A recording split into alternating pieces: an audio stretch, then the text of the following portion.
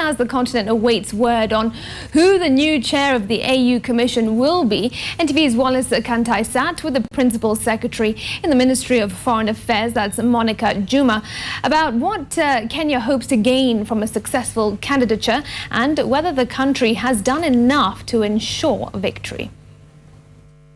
In the last 3 months, we have gone all out on the campaign for the CS Amina's position as the next chairperson of the African Union Commission.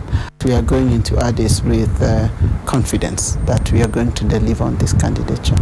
Beyond the obvious, which is having a Kenyan at the helm of the AU, why is Kenya doing this? What does it do for us, and in terms of what we hope to accomplish as a country when you have a Kenyan at the helm of the AU? Kantai, you know, if you went back to the president's inaugural statement on the 9th of April in 2013, therein lies the fountain where this springs from. He expressly informed of the need to have a thrust in his foreign policy that was Africa-centered.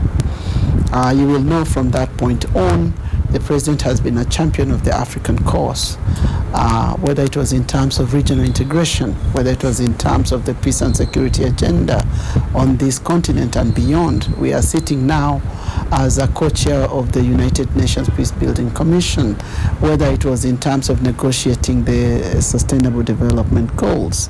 It was our own ambassador that actually co-chaired those negotiations and delivered that. Whether it is in terms of enhancing smart partnerships between the continent and the rest of the world. So it is within that context that our leadership has been desired, has been sought after, and we have risen to that desire to contribute to making the African agenda real and to giving it traction, especially within the framework of Agenda 2063. You've spoken about sounds like it's things that we've already been able to accomplish.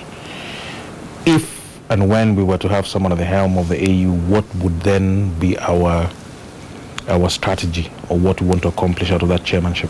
There is nothing that comes in terms of improving a country's status than directing operations in a secretariat that is looking at a membership of the entire continent. So in terms of our place amongst the community of nations, I think we have a chance to shape that agenda in the light of the commitments of the continent. So, and in doing so, as Kenya, we're just aligning it to the aspirations for growth and prosperity that have been the main vision of the African Union.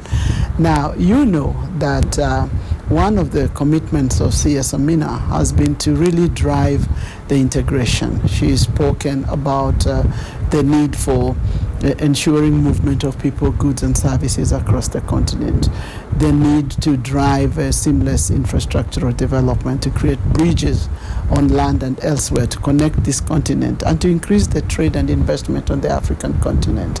Now, that is going to be done by African people, and we expect that the African, in the form of the Kenyans, are going to be key participants in that process. And I think having a Kenyan in the helm will clarify it for us, will give us the confidence, whether it is our people, our students, our youth, our business people, our women, to engage and contribute to the African agenda. One would presume, though, that she'd now be acting on behalf of the AU and not on behalf of her home country. Correct. Doesn't that then mean that it's a bit less of an impact having a Kenyan there, because the fact that she's Kenyan doesn't change the fact that the secretariat will be populated from all over the continent and she'd be acting under the flag of the AU as opposed to the flag of the Republic? The destiny of Kenya as a nation and as a people is inextricably linked to that of the continent.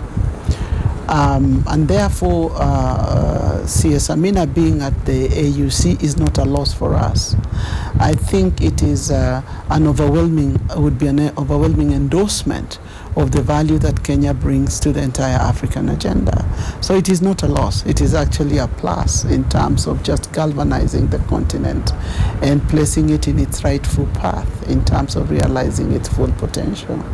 It's going to be an election, and so there are other candidates, and one of the stronger candidates is the one from West Africa under ECOWAS.